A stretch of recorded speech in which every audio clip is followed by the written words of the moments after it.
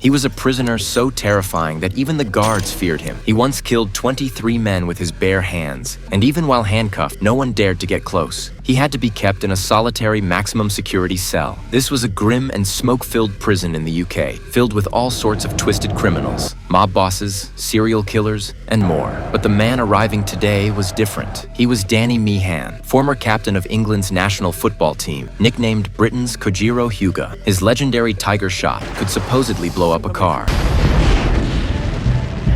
He rose to fame young, living a life of luxury with sports cars and beautiful women, the perfect success story, until he threw a match for money, destroying his career. Recently, he was sentenced to 3 years for drunk driving and assaulting a police officer. As a national disgrace, he was mocked and taunted by other inmates the moment he stepped into prison. It was clear his time behind bars wouldn't be easy. 73 international appearances, and you saw your country out in a game. That's unbloody English, that is.